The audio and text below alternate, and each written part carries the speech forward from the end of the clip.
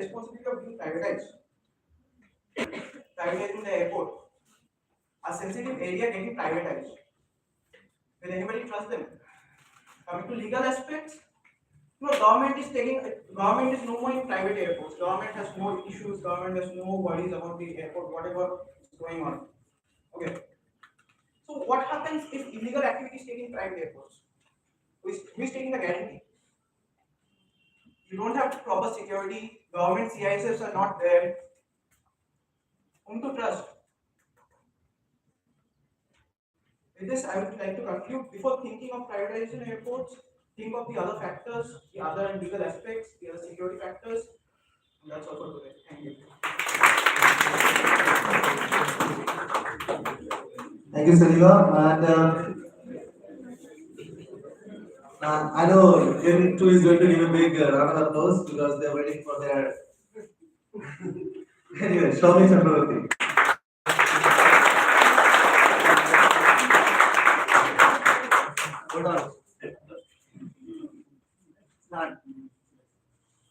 Good afternoon, my fellow members, and good afternoon, panel members also. Today I'm going to talk about for the motion of privatization of airports in India. So privatization is not a very new thing which has emerged in India, but since 2006, Delhi and Mumbai airports have been already privatized. And also after 12 years, 2018, we have decided to privatize 13 more airports, which has already passed the first legislative stage in the parliament, and also waiting for the second auctions. And the six international airports are Thiruvananthapuram, Mangaluru, Chennai, Amritsar, Guwahati, and Jaipur. And also, we know that there are other few privatized airports which are Delhi, Mumbai, Hyderabad, Cochin, and Bangalore. So, as we know that privatization has emerged and it has also taken over 55% of the air market, which is by the private airlines. And let that be Indigo and SpiceJet.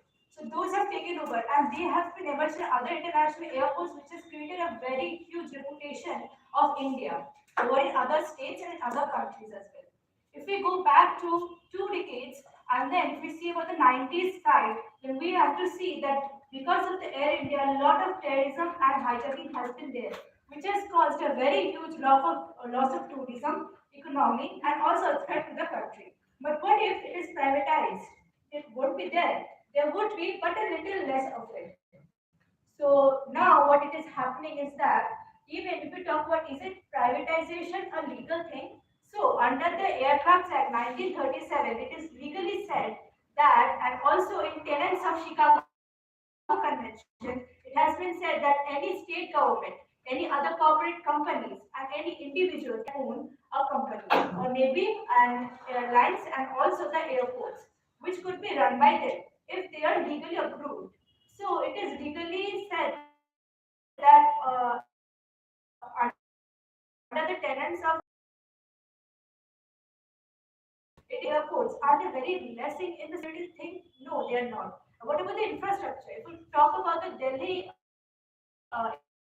airport, then we have to see that there is escalators, which is being used for the normal walking for the older citizens and the senior citizens, which is actually helping the airlines and also the airports to catch more and more customers in their hands. And also the target customers, let that we have read it already, that there are two target customer group, which is the business customers and the middle class group customers. So if we see in next 5 years, their salary is going to raise high. They will be getting more incentives. So if we target on them, they will be having a more amount of salary, which is not going to give a more huge impact on them to buy the tickets. Stop. So moving facts and figures, right? Okay, let's call upon one more dynamic speaker from M3 to counter show me. Let's call upon Shehera.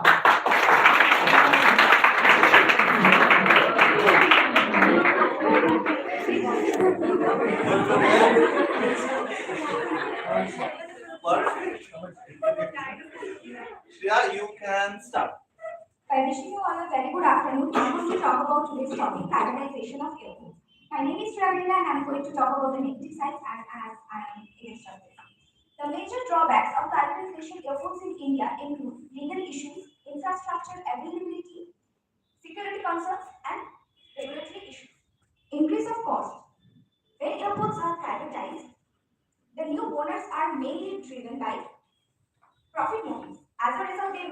increased charges for various services, such as landing fees, parking charges, and rental charges for the airlines and passengers.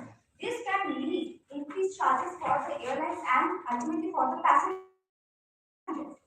Lack of competition. Lack of competition. What is it? Okay. So privatization often results in the monopolies and duopolies in the airport industry. If there is no competition, then what about the new inventions? And what about the efficiency of airport operations, day-to-day operations? What about that? And the next is infrastructure neglect. What is it? Okay. Infrastructure neglect is something that private airport operators may focus on short-term investment, short-term profit maximization, rather than the long-term infrastructure development and maintenance.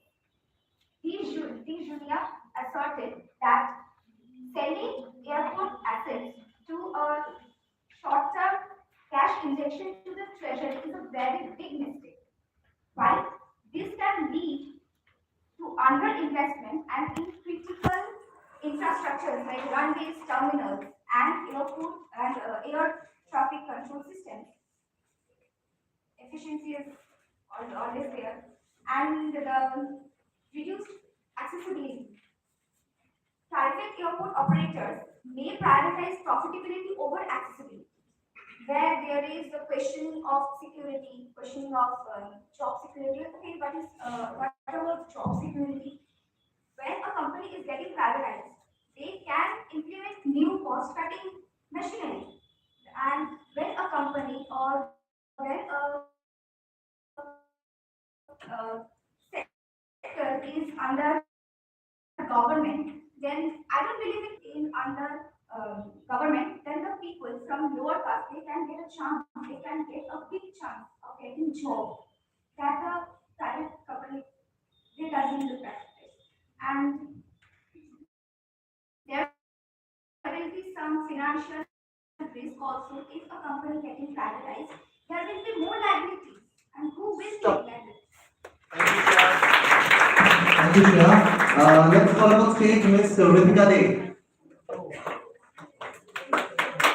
Your last point was cast. Shreya? Last one was cast. Ritika. Go, start. Others, they are please keep quiet. Ritika, you may start. Good afternoon, everyone, and today I'm speaking on the topic privatization of airports. So the first and foremost thing, the very basic thing I'm going to explain is that our global economy has two sides: capitalism and